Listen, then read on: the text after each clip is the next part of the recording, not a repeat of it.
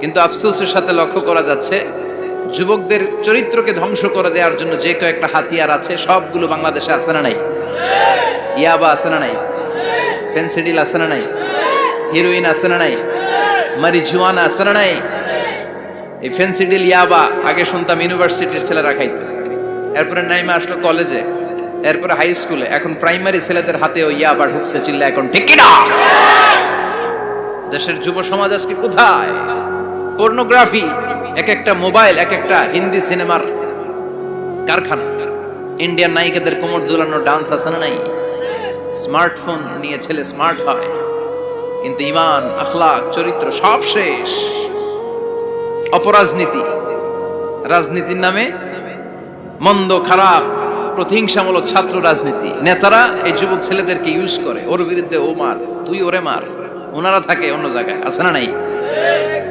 এভাবে আমাদের দেশের ছেলেদের চরিত্র, তাদের সম্ভাবনাকে আমরা নষ্ট করে দিচ্ছি। যুবক ভাইয়েরা, in the day of judgement, কিয়ামতের কঠিন ময়দানে আল্লাহ তাআলা 7 শ্রেণীর ব্যক্তিকে তার আরশের নিচে ছায়া দিবেন। এর মধ্যে এক শ্রেণী হচ্ছে তোমরা যারা যুবক, শাবুন নাশাআ ফি ইবাদাতিল্লাহ, ওই যুবক যারা তাদের যৌবনে তাদের সময়টা, তাদের দিন, তাদের রাত তারা আল্লাহর ইবাদতে কাটিয়েছে। সুবহানাল্লাহ পড়েন। 7 শ্রেণীর মধ্যে 2টা শ্রেণী হলো যুবক। একটা হলো যৌবন সময়ে যারা আল্লাহর ইবাদতে রাত কাটায়, সময় কাটায়।